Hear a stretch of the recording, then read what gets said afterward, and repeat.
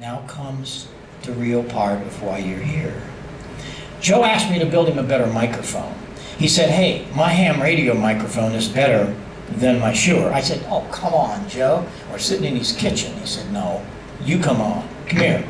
So he takes me downstairs and his little studio, and he plugs in his beta. This is a big-time beta. Hello. And I'm going, oh, okay, what's wrong with that? He said, well, listen to it. I said, yeah, it's okay. No, it's not. I said, what do you mean, no, it's not? You know, Joe is incredible. I mean, his ears are incredible. He said, it doesn't have any articulation. And man, what happened to this? I thought it was supposed to have some kind of pattern. It does. You got to be right here. And if we move off a half an inch, it changes tone. I don't want that. My ham radio mic doesn't do that. I said, well, it's not supposed to. Well, make it that it didn't. So do something. That's the point. So I did. And you see, I don't play games here with you guys. I could have a little mixer up here or two cables, but then I get guys say, oh yeah, he's playing games. No, he's not.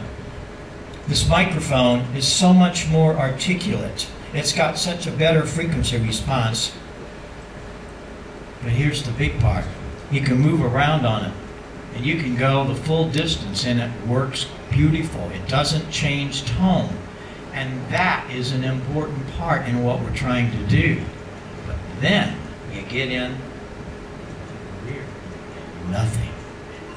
40 down. How did you do that? Well, I did that because I told you a while ago, you're going to remember that antenna. That antenna had so much to do with all of us. Because we finally got to bring to the industry something that the big boys haven't done. Why haven't you done? You're the engineers. Why haven't you figured this out? They don't care. Here's two microphones that are absolutely identical. Another thing we're going to learn here is 3dB. I have a 5,000 watt PA and it's not loud enough, so I'm going to go out and buy 5 more. I'm going to get 10,000 watt. How much did that going to come up? What? 3dB? You got it. How loud is 3dB? You know, we all forget this. When I bring this mic up, it's going to be 3dB louder. Yes, it is. I'm not playing a magic act here. This is science. It's going to make you think when you go away. How important are things? 3dB is not very much. The human can hardly hear 3dB. That was just a little side note while I had it hooked up for you. Now comes the good part. This is a plug that's it's wired out of phase. Still works fine, still sounds the same. Now comes the real reason for my existence in this business and a lot of other things I did. Because when you take two signals out of phase,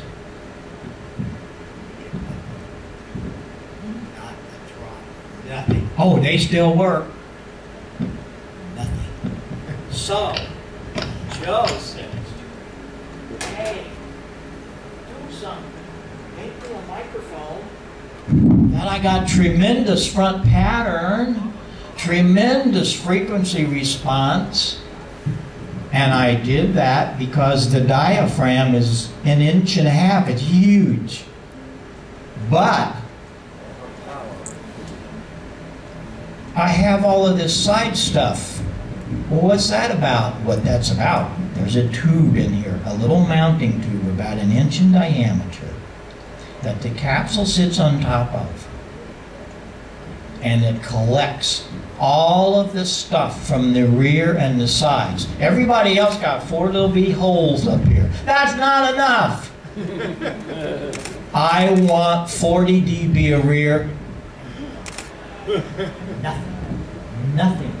And he'd be, oh, I have a cardioid. I have a suit. I don't want no cardioid stupid. It's got a spike on the back. What in the world do we want that for? Why are you allowing them to let you do that? Because nobody's talking to them and they ain't listening. Well, I did listen. I do listen. And I said, whoa, Joe, I didn't know this was going on. And so I did something about it. Everyone, though, that does the same thing. This is the great PR40. Thousands of broadcasters have tossed their RE20. A wonderful pattern. It doesn't change. If you close your eyes, you didn't know I was moving so rapidly and so far, and it didn't change tone, but not a little bit. We're even working with the lab to try to get our own pattern. Think about that. You're going to have a coidioid, a supracoidioid, and a Heil pattern. And I'm serious about this because we don't have anything out the back. Everybody else does. And they're proud of it. We are not. I don't want anything out the back. We carry it through all of our microphones. Talk about listen. Bob Workman, who is Charlie Daniels' sound engineer, called me last summer. He said, hey, what's in the bottom of a BR30? I said, nothing. He said, well, I don't want to offend you, but I just cut it in half. I don't want to make you mad. And all this, he was kind of apologizing. I said, whoa, does it work? He said, it works great. PR31 BW, Bob Workman. It's an amazing microphone. We're doing the Max Weinberg band right now, 19-piece big band. Almost all the microphones are this. Yeah, it's going to pop a lot because it gets down to like 40 cycles when I'm talking in it. Don't have a windscreen handy, but you could, but that's not what it's for. It's incredible. Underhead cymbals. You don't need them over anymore. Get rid of all that nonsense. And for darn sure I don't want a condenser. Why? Because they pick up everything in the room. But they sound like this. They do exactly what this does sound-wise. Why do I want a condenser? Ego? Probably. Well, I don't care about that. I care about performance. And it bugs me.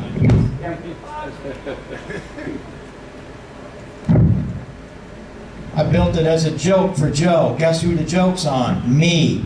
Listen to that little guy. It sounds better than the beta. What's going on here? If we had more time, I could go through so much stuff today to show you what's going on with technology, and it's all because we listen and we do something about it. This has probably become our better microphone for vocalists that we've ever done, the PR35. And then one day, Paul Rogers, I gave him a PR22 in a rehearsal. That is the PR22, you heard it first. And he said, hey, this thing is great.